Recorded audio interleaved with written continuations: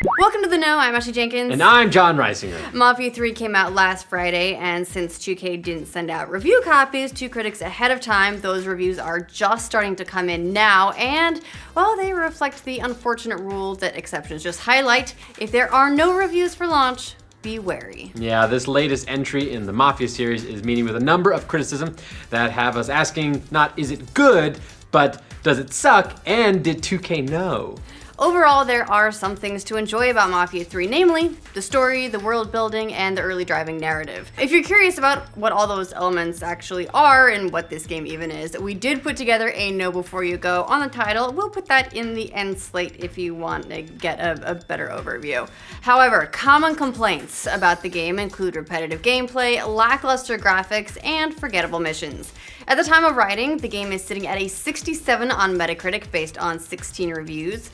For PS4, a 55 on PC based on 6 reviews, and it doesn't have a score just yet on Xbox One because there aren't enough reviews there yet, but the average of the recorded reviews there is looking to be around 78. That doesn't begin to address the vitriol in the user reviews, but we'll get to that. Oh, fun user vitriol. Yeah!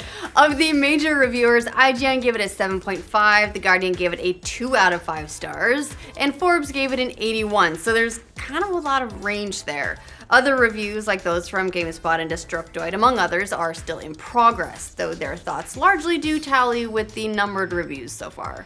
Let's start with the highlights. Overall, the combination of the setting, story, characters, and narration is the highlight of this game with near universal praise. The Guardian says, Mafia 3 makes good use of its cultural backdrop. It tells its story well with smart writing and some superb characterization that elevate its simple revenge plot. And Forbes agrees, easily one of the most compelling journeys I've come across in a video game. The game is praised for not shying away from frank depictions of the racism that characterized the 1960s, especially in the American South, and how it approached that theme with respect without feeling like a heavy-handed soapbox, which was a criticism lobbed against another 2K game, BioShock Infinite, which sometimes kind of did feel like a lecture. But it was so good! It was really good and it was really pretty. Yeah. But it felt a little bit like a lecture sometimes. I still loved it. I loved it in spite of. Yeah. Unfortunately, a game needs more than a story, it needs gameplay.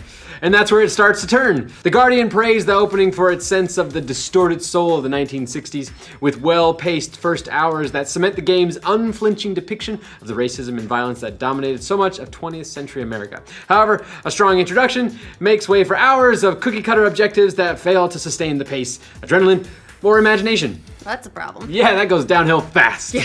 IGN agreed, particularly about the cookie-cutter objectives, citing missions that reused the same locations to accomplish essentially the same objective over and over, and said, despite loving the setting in terms of the story, the open world of Mafia 3 definitely feels a bit barren because there isn't that much to do. Couple this with the lack of interesting side quests, and Mafia 3 is best played mainlining the story without many detours. And unfortunately, tightly engineered combat can't save the repetitive missions. Destructoid notes that it does its job, but not much more, making it feel dated, and says open conflict is defined by a rigid loop of clinging to cover and waiting for an enemy to peek his head out. And GameSpot noted that protagonist Lincoln Clay's movements to be clunky and imprecise, with aiming that was slow and unresponsive. And the AI was similarly criticized for feeling a little bit rough. GameSpot went on, enemies generally stand in place or pace on short, predictable loops outside of combat, and in combat, they generally grab cover and stay put, periodically popping up to fire off a few shots. Even Forbes, which gave the game the highest review rating so far, acknowledged the flawed and frankly repetitive gameplay. Graphics have also received some raised eyebrows, particularly on PC, with IGN writing, a lot of the environmental textures are muddy and flat on close inspection and don't seem to make use of tessellation or other PC staple features of the latest DirectX versions. And most of the actors have a bad case of plastic Ken doll helmet hair. Not plastic Ken doll helmet hair! What'll we do? No. To be fair, that hair does look gross now. Yeah. I always made fun of hair technology in games, but now it's actually a thing that I notice. Overall, the game's saving grace seems to be its handling of the time period, location, and protagonist, all of which were among the most contentious elements with gamers prior to the game's release. Its ambitious expansion of open world gameplay, well, that hasn't gone quite so well. It's a bummer. Are these the kinds of criticisms that would have damaged sales? Probably. Yeah, 2K must have thought so since they didn't send out review copies. And that doesn't sound angry, John. Yeah, it doesn't always mean a game is going to suck. It doesn't. I mean, look at Doom. It's fantastic. When Bethesda didn't send out copies of that early this year, people panicked, and understandably so, but the game turned out to be fine. Better than fine, it ended up averaging mid to high 80s, which as an aggregate score is pretty awesome. But then you get examples like, we're gonna use it again, why not? No Man's Sky. Despite the excitement during the preview period, even critics realized very quickly that the game wasn't what they expected when they finally got their hands on it, and review scores plummeted. But by the time the reviews got out, because they didn't provide any beforehand, hundreds of thousands of people had already dropped money on it. Or Assassin's Creed Unity.